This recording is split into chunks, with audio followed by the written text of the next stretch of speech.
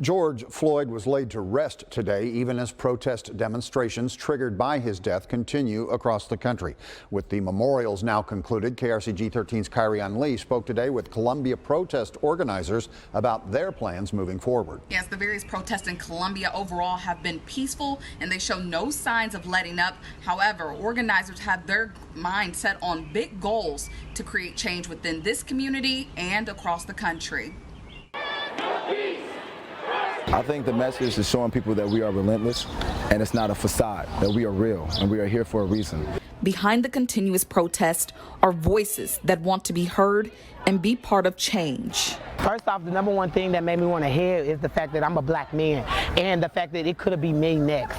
Today me, tomorrow my cousin, the next day my dad, the next day my nephew. We want to start meeting with locals and having these tougher conversations with them to enact a change, because we feel like you can't really have a change if you're not willing to sit down face to face and talk to each other.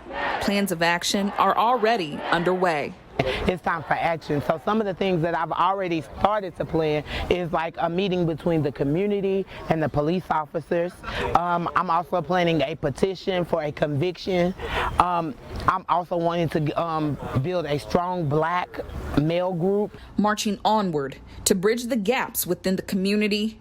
You know, we've been working with the police and everything, and we want them to understand where we're coming from, so that what happened to George Floyd isn't something that happens in Columbia. We've gotten them out here talking to the community. I think that can help build relationships between us and the police department, and we've expressed what we want from them when it comes to changes within the system, and that they need to advocate and stand out and speak out against coworkers that do the things that the police officer that took George Floyd's life did, and that they have to hold these people accountable.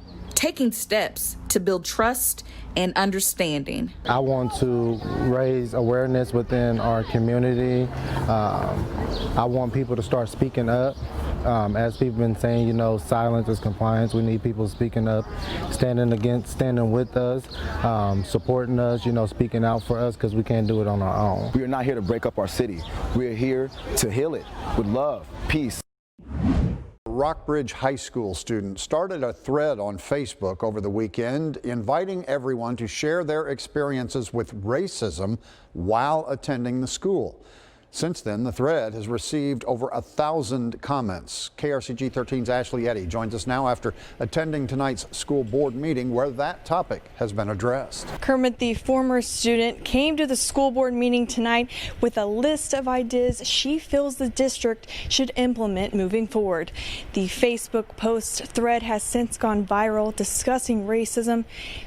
Janila Thomas spoke up during the public comment section of tonight's school board meeting, calling on leaders within the district to create equity plans for teachers, revise election processes for student council, and create a community advisory team that checks on students of color. Thomas says she created the thread to prove that racism actually exists, and after seeing so many people comment, it was gut-wrenching. Dr. Peter Siebelman, the superintendent of Columbia Public Schools, along with the district's chief equity officer, previously stated they crafted a letter that was sent to staff and family members. Within the letter, Stiepelman says, "Where do we start? In Columbia Public Schools, we've started our equity work with a genuine desire to be better than the national story. We still see black girls and boys being suspended at higher rates than their white peers." Thomas wasn't the only one tonight who commented on the topic. Other students, teachers, and community members also spoke up.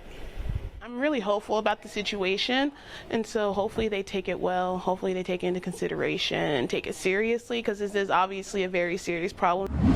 Slot machines are making noise again as gambling resumes at Boonville's Isle of Capri Casino. The casino reopened last week after the expiration of the statewide order suspending operations. Boonville's casino is operating at a limited capacity. Gamblers use every other slot machine. Blackjack tables only sit 3 people instead of 6.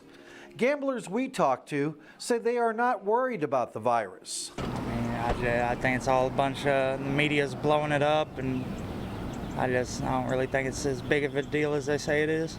I know their staff is taking good care and keeping it clean and sanitized in there. I've talked to several of them, and they've been doing a real good job. Isle of Capri officials say their employees are frequently sanitizing and cleaning every inch of their property. A new restaurant will open and replace the Isle of Capri's buffet in August.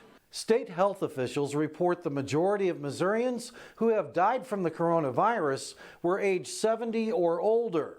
Masks are not required on the gambling floor for older adults. Boonville Isle of Capri officials are giving free masks to anyone who wants one.